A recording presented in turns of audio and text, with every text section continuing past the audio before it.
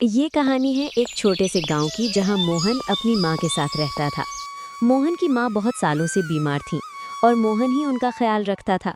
अपनी माँ की देखभाल करने और अपना खर्च निकालने के लिए मोहन खेतों में अपने दोस्त के साथ काम करता था।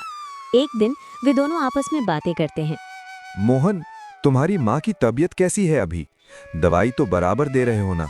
हाँ भाई, दवाई तो बराबर दे रहा हूँ। बस पैसों की थोड़ी दिक्कत हो रही है। वो तो भगवान का शुक्र है कि तुम्हारे पापा ने मुझे खेती के काम के लिए रख लिया है, वरना पता नहीं क्या होता।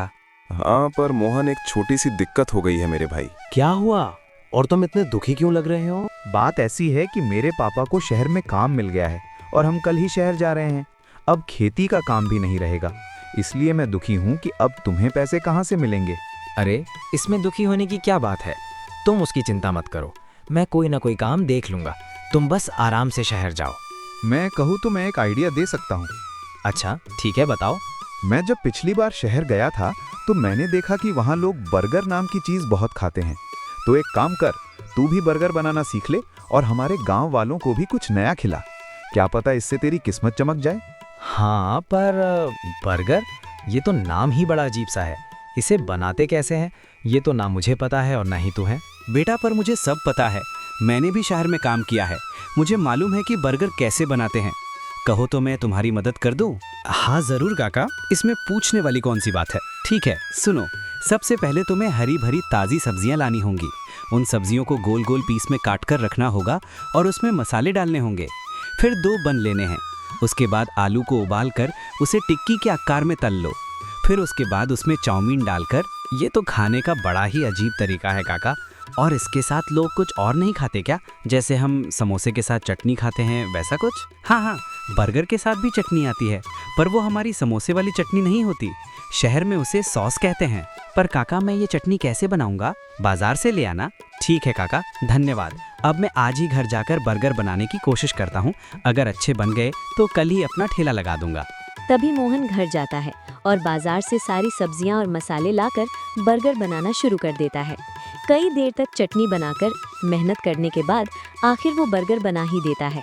अगले दिन वो गांव में अपना बर्गर का ठेला लगा देता है और बर्गर बेचना शुरू कर देता है।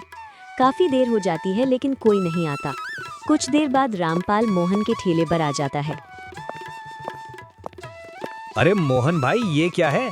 ये क्या बेच रहे हो? कहीं मिठाई की दुकान तो नहीं खोल दी तुमने? अरे नहीं भाई, कैसी बातें कर रहे हो? ये कोई मिठाई नहीं है, ये तो शहर का मशहूर खाना है जिसे लोग बहुत पसंद करते हैं। अच्छा, इसे क्या कहते हैं और इसे खाते कैसे हैं? अरे रामू, कैसी बात कर रहे हो? खाने वाली चीज मुंह से ही खाएंगे ना, पहले खाकर तो देखो। गांव के समोसे भूल जाओगे, इतना लजीज होता है। अच्छा, इसी बात पर एक दो जरा, मैं भी देखूं शहर वाले नाश्ते का स्वाद कैसा होता है। तभी मोहन उसे बर्गर दे देता है। रामपाल उसे बड़े मजे से खाता है और मजे से खाने के बाद वो मोहन से कहता है, वाह भाई, कमाल ही कर दिया। ये तो बवाल चीज है, पूरा सिस्टम हिला दिया। मजा ही आ गया। एक काम करो, मुझे 2 पार्सल भी दो।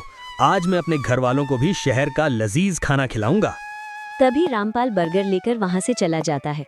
धीरे धीरे मोहन के ठेले पर बहुत सारे लोग बर्गर लेने आने लगते हैं और देखते ही देखते मोहन के सारे बर्गर बिक जाते हैं। फिर वो अपनी माँ के लिए दवाई लेकर अपने घर जाने लगता है। माँ, मैंने नया काम शुरू किया है और मुझे अच्छा खासा मुनाफा भी हो रहा है। अब मुझे खेती में काम नहीं करना पड़ेगा और आपकी दवाई के लिए भी मुझे चिंता नहीं करनी पड़ेगी। ये तो बहुत अच्छी बात है बेटा, काश मैं भी तुम्हारी मदद कर पाती। नहीं माँ, कोई बात नहीं, आप बस आराम करो, बाकी मैं देख लूंगा।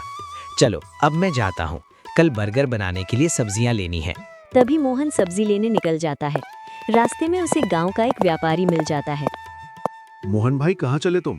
मैंने सुना है कि तुमने बर्गर का नया धंधा शुरू किया है। हाँ, कल ही शुरू किया है। आज उसी के लिए सब्जियां लेने जा रहा हूँ। अच्छा, मैं तो तुम्हें एक फायदे का सौदा बताने आया था। कैसा सौदा, बताओ।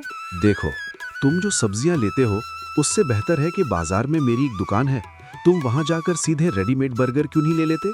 इससे तुम्हें बर्गर बनाने के लिए जो तेल लगता है, जो सब्जियां लगती हैं, उन सब के पैसे बच जाएंगे। क्या सच में ऐसे भी बर्गर आते हैं? ये तो बड़ा फायदे का सौदा है। इससे मेरा समय भी बचेगा और मुझे ज्यादा मेहनत भी नहीं करनी पड़ेगी। भैया, मुझे 50 रेडीमेड बर्गर दे दो और थोड़ा डिस्काउंट भी देना। मुझे यादव जी ने यहाँ भेजा है। उन्होंने कहा है कि उनका नाम ले लूँ तो थोड़ा डिस्काउंट मिल जाएगा। अच्छा, तुम्हें यादव जी ने भेजा है, फिर तो तुम्हें अच्छा खासा डिस्काउंट दूंगा। मोहन रेडीमेड बर्गर लेकर घर जाता है। फिर अगले दिन वो बर्गर बेचना शुरू कर देता है। वाह, ये तो बहुत ही सही चीज है। मुझे ज्यादा मेहनत भी नहीं करनी पड़ी और कम पैसों में मेरा काम भी हो गया। अब बस जल्दी जल्दी कस्टमर आए और मेरे सारे बर्गर बिक जाएं। तभी मोहन के ठेले पर कस्टमर आना शुरू हो जाते हैं। लाओ मोहन भाई, जल्दी जल्दी 2 बर्गर लगा दो। बड़ी जोर से भूख लगी है और सुना है तुम्हारे बर्गर में तो जादू है, जादू। तभी मोहन दोनों को वही रेडीमेड बर्गर दे देता है और दोनों बड़े मजे से बर्गर खाने लगते हैं। अभी तक तो सभी को बर्गर पसंद आ रहे थे। कमाल ही कर दिया है मोहन भाई, बड़े स्वादिष्ट बर्गर हैं तुम्हारे। लाओ 10 बर्गर पार्सल भी कर दो। आज मेरी बेटी का जन्मदिन है तो सोच रहा हूँ आज सबको बर्गर ही खिला दूँ। तभी मोहन उन्हें पार्सल दे देता है। वाह, आज तो कल से भी ज्यादा मुनाफा हो गया। रेडीमेड बर्गर की वजह से मुझे पैसे भी कम लगते हैं और मुनाफा भी ज्यादा होता है और लोगों को शिकायत भी नहीं होती। और आज जो थोड़े बर्गर बचे हैं उन्हें कल ताजे बर्गर के साथ बेच दूंगा। तभी मोहन घर जाने लगता है और पैसों के लालच में इतना खो जाता है कि अपनी माँ के लिए दवाई लेना भूल जाता है। अरे, आज तो मैंने माँ के लिए दवाई ली ही नहीं। छोड़ो, जाने दो, एक दिन से क्या ही हो जाएगा। अब मैं दवाई कल ले आऊंगा। मोहन पैसे बचाने के चक्कर में बासी चटनी और कल के बचे हुए बर्गर मिलाने लगता है। अगले दिन मोहन अपनी दुकान वही कल के बासी बर्गर से शुरू करता है। मोहन भाई, जल्दी से एक बर्गर दे दो मुझे खाने को। हाँ, अभी देता हूँ। तभी वो आदमी बर्गर खाने लगता है और इस बार उसे स्वाद में थोड़ा कड़वाहट सी महसूस होती है। साथ ही अजीब सी बदबू भी आने लगती है। अरे मोहन भाई, ये क्या है, तुम्हारे बर्गर से अजीब सी बदबू क्यों आ रही है? कहीं तुम बासी बर्गर और चटनी तो नहीं मिला रहे? बहुत गंदे बर्गर हैं तुम्हारे। पता नहीं कौन तुम्हारे बर्गर की तारीफ करता है। तभी वो वहाँ से चला जाता है। उस दिन मोहन के ठेले पर कोई भी नहीं आता। सारे बर्गर ऐसे ही पड़े रह जाते हैं और जो बासी थे वे और भी ज्यादा बासी हो जाते हैं। आज तो मेरी दुकान पर कोई नहीं आया और मेरे इतने सारे बर्गर भी बच गए। अब मैं इनका क्या करूं? कोई बात नहीं, मैं इन्हें कल फिर से ताज़े बर्गरों में मिलाकर बेच दूंगा। तभी वो घर जाने लगता है और इस बार फिर से अपनी माँ की दवाई भूल जाता है। अरे, मैं तो आज फिर से दवाई भूल गया। आज तो मेरा थोड़ा भी मुनाफा नहीं हुआ, इसलिए दवाई लेना भी भूल गया। अब मैं माँ को क्या कहूँ? माँ, मैं तुम्हारी दवाई नहीं ले पाया। दवाई वाले ने दवाई महंगी कर दी है और साथ ही मेरे बर्गर भी इतने नहीं बिक रहे, इसलिए मेरे पास पैसे भी नहीं थे। अरे कोई बात नहीं बेटा, वैसे भी मुझे कुछ दिनों से बहुत अच्छा लग रहा है। मुझे लगता है कि मैं ठीक होने वाली हूँ, इसलिए तुम अब चिंता मत करो। तभी मोहन वहाँ से चला जाता है। लेकिन मोहन की माँ की तबीयत पहले से बहुत ज्यादा खराब थी, मगर भला कौन सी माँ अपने बेटे को चिंता में देखना चाहती है। इसलिए उन्होंने झूठ बोल दिया और चुपचाप आराम करने के लिए सो गईं। अगले दिन मोहन फिर से वही बासी बर्गर बनाकर अपनी माँ को बताने आता है कि वो जा रहा है। माँ, मैं बर्गर बेचने जा रहा हूँ और आज याद से दवाई लेकर ही आऊँगा। फिर भी उसे कोई आवाज नहीं आती, तो वो दोबारा कहता है, माँ, मैं बर्गर बेचने जा रहा हूँ। तभी वो समझ जाता है कि उसकी माँ अब इस दुनिया में नहीं रही। उसे एहसास हो जाता है कि ये सब उसी की वजह से हुआ। उसकी आंखों से आंसू बहने लगते हैं। तभी बाहर से एक आवाज आती है, मोहन बाहर आओ, मैं गांव का सरपंच हूँ, मुझे तुमसे मिलना है। मोहन बाहर जाता है तो देखता है कि सरपंच के साथ साथ कुछ गांव वाले भी वहाँ खड़े हैं। सरपंच जी, आप यहाँ कैसे? और आपके साथ गांव वाले भी हैं? ऐसा क्या हो गया? मोहन, मैंने सुना है कि तुम बासी बर्गर बेच रहे हो और शायद तुम्हें पता नहीं, लेकिन तुम्हारे बर्गर खाने से गांव के बहुत से लोगों की तबीयत खराब हो गई है। अब तुम अपने फायदे के लिए दूसरों की सेहत के साथ खेलोगे। मोहन अपनी माँ के बारे में किसी को नहीं बताना चाहता था और ना ही सरपंच को कोई सफाई देना चाहता था। इसलिए वो कहता है, सरपंच जी और मेरे सारे गांव वालों, मुझे माफ़ कर दो। मुझसे बहुत बड़ी गलती हो गई है। पैसों के लालच में मैं इतना अंधा हो गया था कि मुझे समझ ही नहीं आया मैं क्या कर रहा हूँ। इसी वजह से मैंने आप लोगों का प्यार और बहुत कुछ खो दिया। कृपया मुझे माफ़ कर दो। मोहन, तेरी माफी मांगने से कुछ नहीं होगा, लेकिन फिर भी तूने माफी मांगी है, इसलिए मैं तुझे माफ तो कर देता हूँ।